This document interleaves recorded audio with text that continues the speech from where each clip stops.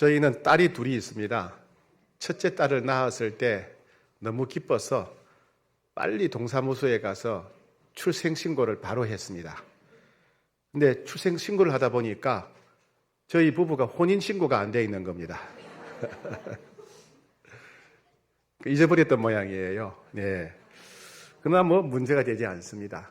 왜냐하면 우리가 언제 부부가 되었냐 하면 바로 주례하시던 목사님이 선포하시던 순간에 이미 우리가 부부가 되었기 때문에 그렇습니다. 혼인 예배 시에 목사님이 성부, 성자, 성령 삼위의 이름으로 부부가 되었음을 선포하실 때 우리는 부부가 되었습니다. 최영걸 군과 김보영 양이 오늘 하나님 앞과 여러 정인들 앞에서 거룩한 혼인 예배를 향하여 피차 엄숙히 서약하였으니 내가 성부와 성자와 성령의 이름으로 두 사람이 부부가 되었음을 공포합니다. 그때부터 부부가 된 거예요. 그죠? 예. 근데 그 순간 저는 이제 남편이 되고 김보영 씨는 아내가 되고, 그죠? 신분이 변했습니다.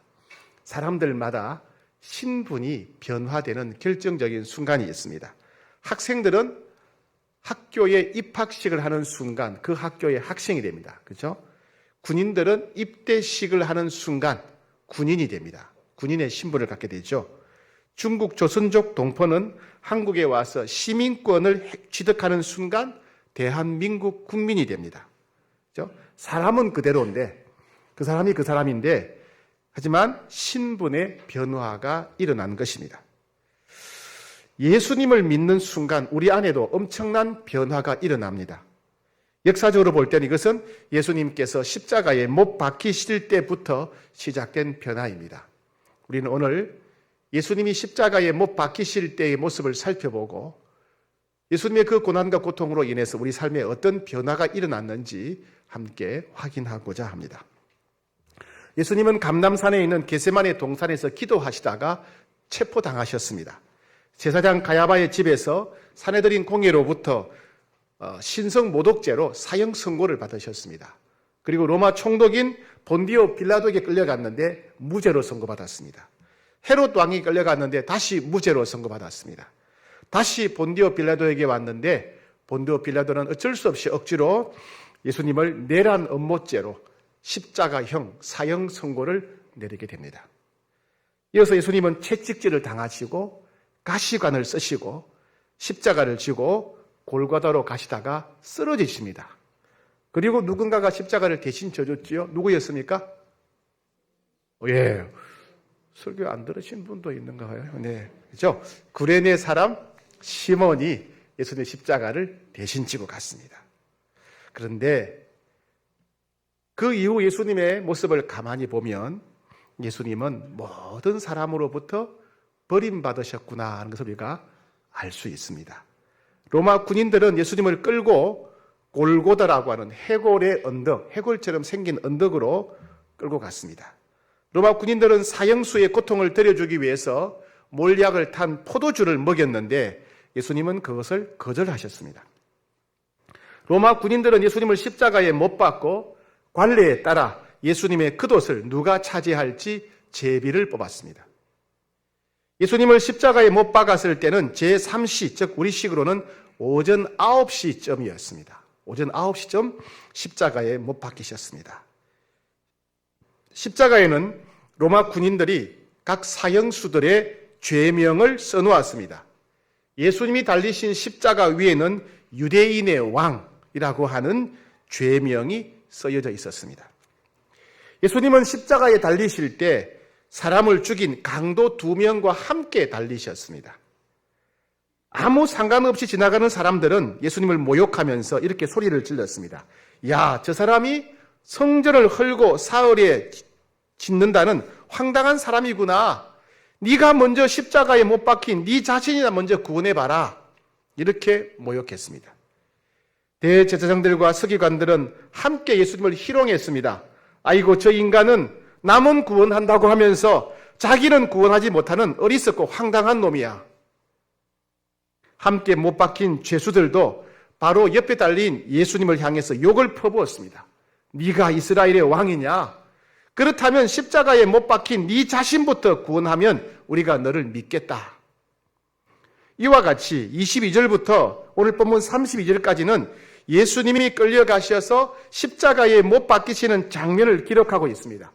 그런데 이 모든 장면을 가만히 살펴보면 한 가지 방향을 가리킨다는 것을 우리가 발견할 수 있습니다.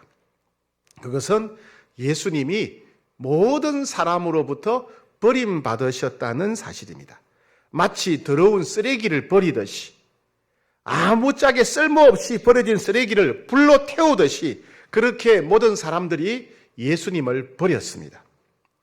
로마 군인들은 마치 짐승을 도살장에 끌고 가듯이 그렇게 예수님을 끌고 가서 소나 양이나 염소를 죽이듯이 그렇게 예수님을 십자가에 못 박아버렸습니다.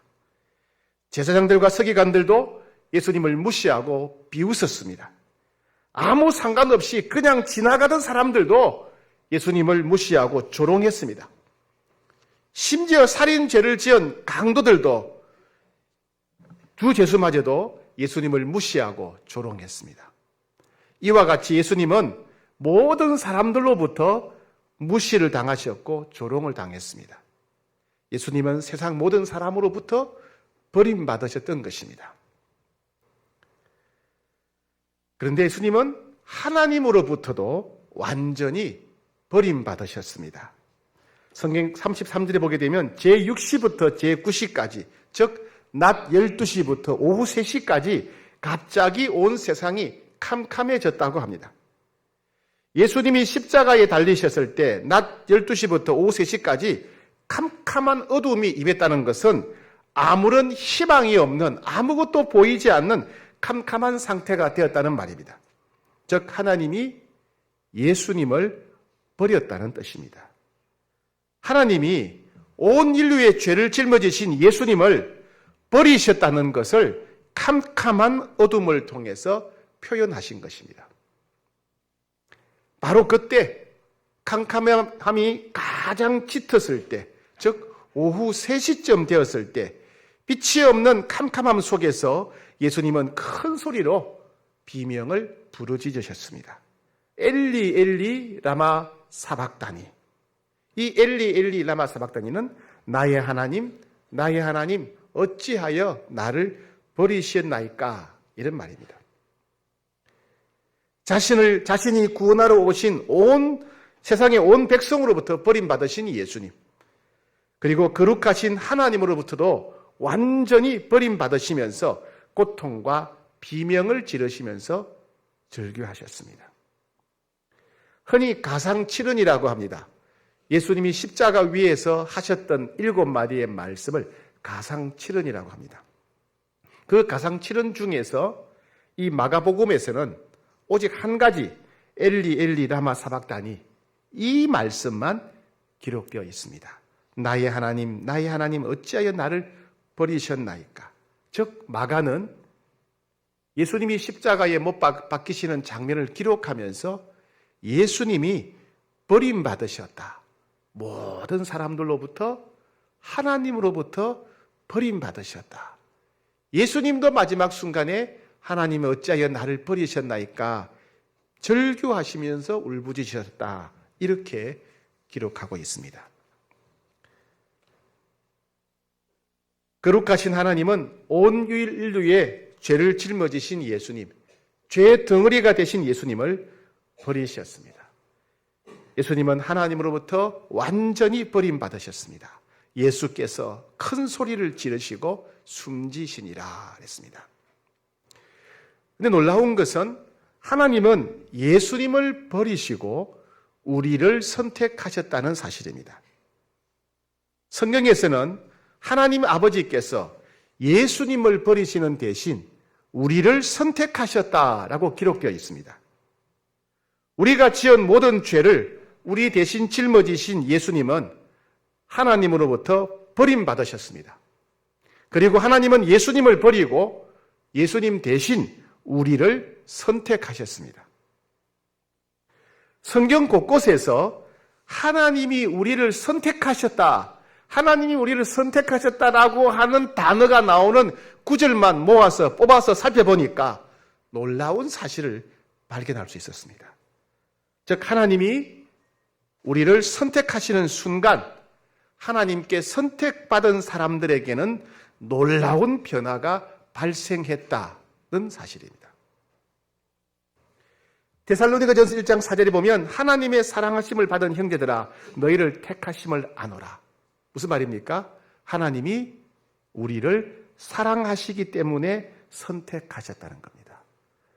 예수님을 버리고 우리를 선택하신 이유는 우리를 사랑하시기 때문에 선택하셨습니다.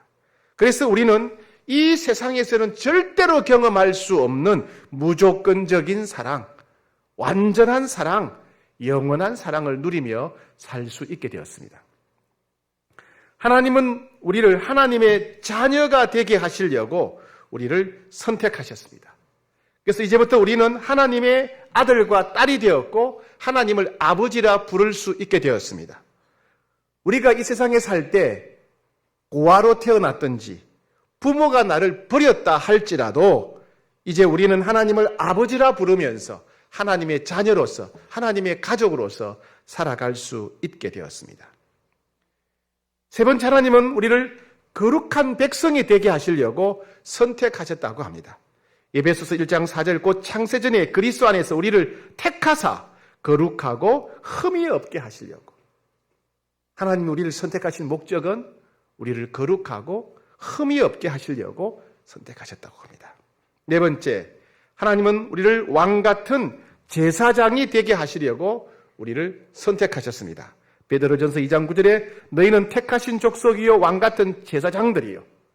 하나님이 우리를 선택하셔서 왕같은 제사장으로 삼으셨기 때문에 우리는 이제부터 만나는 모든 사람들에게 복을 전해주는 축복의 통로가 되는 왕같은 제사장이 된 것입니다. 다섯 번째, 하나님은 우리가 모든 악의 세력과 싸워 승리하게 하시려고 선택하셨다고 되어 있습니다. 요한계시록 17장 14절에 보니까 택하심을 받은 진실한 자들도 이기리로다. 사람은 육체의 정욕, 악의 세력을 이길 수가 없습니다. 그런데 하나님이 선택하신 사람들은 육체의 정욕을 이길 수 있고 악의 세력을 이길 수 있습니다. 그렇게 하도록 하기 위해서 우리를 선택하셨습니다.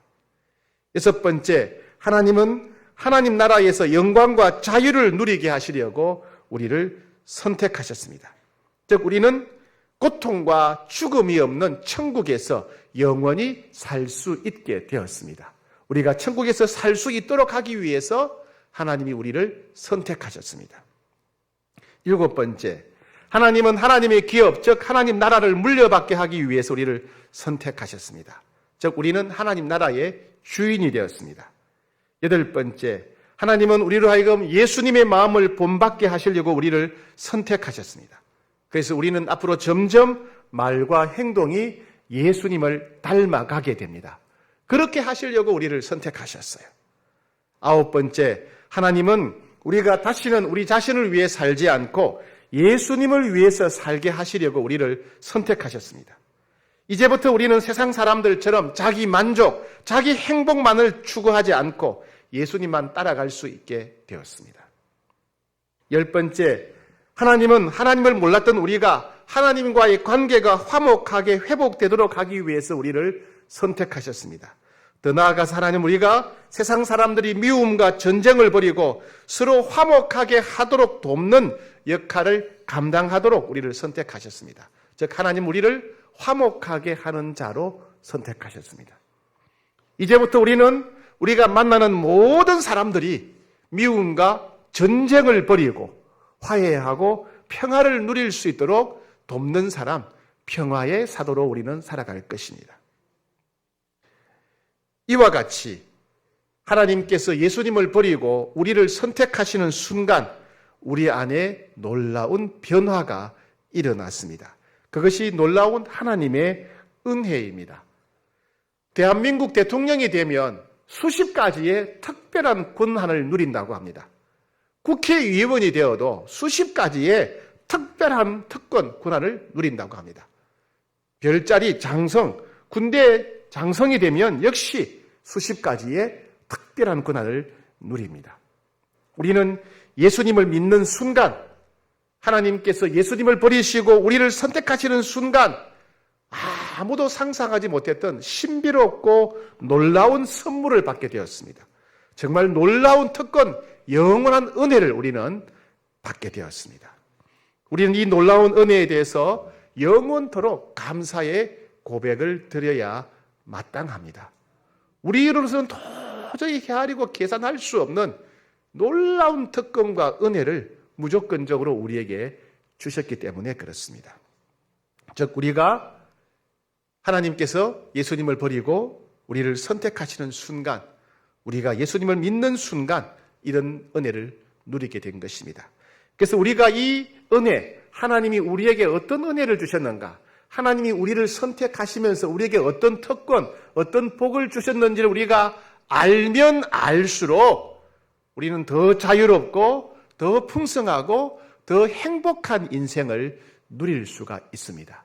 이 은혜는 참으로 우리의 모든 삶을 변화시킬 수 있을 만큼 신비한 능력이 가득합니다. 여러분 미국의 오바마 대통령을 아시지요? 전에 옛날에 미국 대통령이었죠. 2015년에 미국의 흑인들을 증오하는 백인이 흑인 교회에 쳐들어가서 총기를 난사한 사건이 있었습니다. 2명의 목사님과 7명의 성도님들이 그 자리에서 목숨을 잃었습니다. 용의자인 딜런 루퍼는 이렇게 말했습니다. 이 사건을 통해서 미국 사회가 흑인과 백인으로 나뉘어지고 흑인들을 영원히 추방하는 계기가 되게 하고자 테러를 자행했다고 진술했습니다. 이 사건은 미국 사회에 엄청난 충격을 주었고 수백 년 동안 계속되는 흑인에 대한 차별, 증오 범죄에 대해서 흑인 사회는 폭발할 지경이 되었습니다. 9명의 흑인 희생자들을 위한 추도식이 열렸습니다. 이 추도식에는 예배 도중에 총에 맞아 아내를 잃은 사람, 남편을 잃은 사람, 자녀를 잃은 사람, 그리고 2명의 목사님을 잃은 성도들이 모였습니다. 이 자리에 당시 미국 대통령이었던 오바마 대통령이 참석했습니다. 오바마 대통령은 자신도 미국 최초의 흑인 대통령으로서 흑인에 대한 차별과 증오와 폭력을 참기가 너무 고통스럽다고 말했습니다. 추도식에 모였던 약 5,500명의 슬픔과 분노가 폭발할 지경이 되었을 때 오바마 대통령이 앞에 나와서 추도사를 하게 되었습니다. 오바마 대통령은 이렇게 말했습니다. 폭력과 증오와 복수심만으로는 절대로 문제를 해결할 수 없습니다. 우리 흑인도 백인도 정부도 이 문제를 도무지 해결할 수 없습니다. 그것은 오직 하나님의 은혜 아래 거할 때만 해결될 수 있습니다. 하나님만 이 문제를 신비한 방법으로 해결하십니다. 우리가 하나님의 은혜 아래 거하게 되면 모든 것이 변화될 수 있습니다. 우리에게는 하나님의 놀라운 은혜가 필요합니다. 우리에게는 하나님의 놀라운 은혜가 필요합니다. 우리에게는 하나님의 놀라운 은혜가 필요합니다. 이렇게 추도사를 마무리했습니다. 그리고 말을 마친 오바마 대통령은 갑자기 Amazing Grace, 즉 나 같은 죄인 살리신 찬송가 305장을 부르기 시작했습니다. 나 같은 죄인 살리신 주 은혜 놀라와 잃었던 생명 찾았고 광명을 얻었네. 큰 죄악에서 건지신 주 은혜 고마워. 나 처음 믿은 그 시간 귀하고 귀하다. 이제껏 내가 산 것도 주님의 은혜라. 또 나를 장차 본향에 인도해 주시리. 거기서 우리 영혼이 주님의 은혜로 해처럼 밝게 살면서 주 찬양하리라. 오바마 대통령이 노래를 부르기 시작하자 찬양대 대원들이 함께 따라 부르기 시작했습니다. 젊은 청년들이, 분노와 정오심이 폭발할 지경이었던 청년들이 일어나서 같이 부르기 시작했습니다. 곧이어 모든 사람들이 그 자리에서 일어나 함께 찬양하기 시작했습니다. 이 찬송가를 부른 이후 추도식 분위기는 완전히 달라졌습니다. 조금 전까지만 해도 슬픔과 분노와 복수심으로 가득했던 주도식장은 이제 위로와 치유와 용서의 고백이 밀물처럼 몰려왔습니다. 훗날 전 세계 언론은 이 순간을 오바마 대통령의 8년 재임 기간 중에서 최고의 순간, 가장 감동적인 순간이었다, 이렇게 평가했습니다.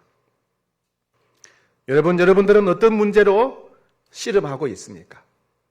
여러분 가정에서, 일터에서 어떤 문제로 고통스러워하고 있습니까? 그것이 어떤 문제이든지 간에 우리가 하나님의 은혜를 제대로 깨닫기만 하면 그 모든 문제들이 바람처럼 사라져 버릴 것입니다. 어떤 억울함도, 어떤 슬픔도, 어떤 두려움도, 어떤 분노도 우리가 하나님의 은혜 가운데 거하게 되면 모든 것이 바람처럼 사라지게 될 것입니다. 그리고 우리는 그 은혜를 평생 영원토록 누리며 살게 될 것입니다. 그런 일이 십자가 아래서 일어난 것입니다. 어떤 소년이 바닷물에 빠졌습니다. 깊은 바다에 파도마저 심해서 그 소년은 틀림없이 익사할 것처럼 보였습니다. 사람들은 발을 동동 구르며 비명을 질렀습니다. 많은 사람들이 걱정했지만 아무도 그 소년을 도와주려고 시도하지 않았습니다. 바다가 너무 깊고 파도가 너무 심했기 때문에 그렇습니다. 그런데 어떤 남자 한 명이 과감하게 목숨을 걸고 바다에 뛰어들었습니다. 파도와 부딪히면서 열심히 수영을 해서 그 소년을 마침내 구해냈습니다. 그런 파도 속에서 사람을 구한다는 것은 말 그대로 기적이었습니다. 자기도 죽을 수 있는데 목숨을 걸고 들어가서 구해낸 것입니다. 이 소년은 병원에 가서 치료를 받고 건강하게 회복되었습니다. 소년은 자기를 구해준 그 남자를 나중에 만나서 질문을 합니다. 아저씨, 그날 파도가 너무 심해서 아무도 저를 도와줄 수 없었는데 아저씨는 어떻게 저를 구해내셨어요? 아저씨도 생명을 잃을 수 있는 위험이 있었는데 아저씨의 생명을 잃을 수 있을 만큼 위험했는데 제가 그만큼 아저씨에게 가치가 있었나요?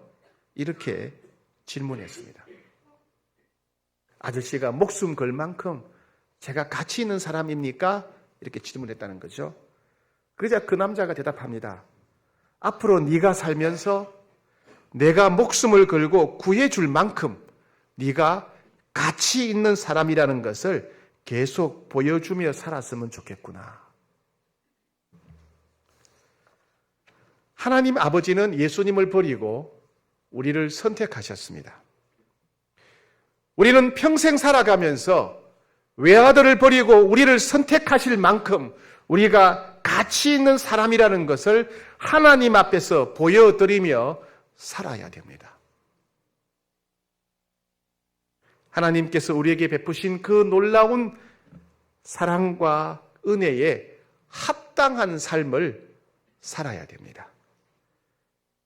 외아들을 버리고 우리를 선택하신 그 놀라운 사랑, 이 일을 통해서 우리에게 베푸신 그 놀랍고 신비로운 그 은혜에 대해서 우리가 가장 먼저 해야 될 행동, 제일 먼저 해야 될 행동은 감사입니다. 감사. 하나님께서 우리에게 어떤 은혜를 베풀어 주셨는가, 이것을 믿는 사람은 반드시 감사하게 됩니다. 감사가 없는 사람은 하나님이 내게 어떤 은혜를 베푸셨는지 모르기 때문입니다. 감사하지 않는 사람은 그 은혜가 얼마나 신비하고 놀라운 것인지 전혀 알지 못하기 때문에 그렇습니다. 사랑하는 여러분, 우리는 무엇보다도 외아들을 버리시고 우리를 선택하시고 그리고 우리에게 놀라운 사랑과 은혜를 베푸신 그 사랑에 대해서 감사하며 살아야 됩니다. 그것이 은혜 받은 자의 마땅한 태도, 가장 중요한 첫걸음입니다.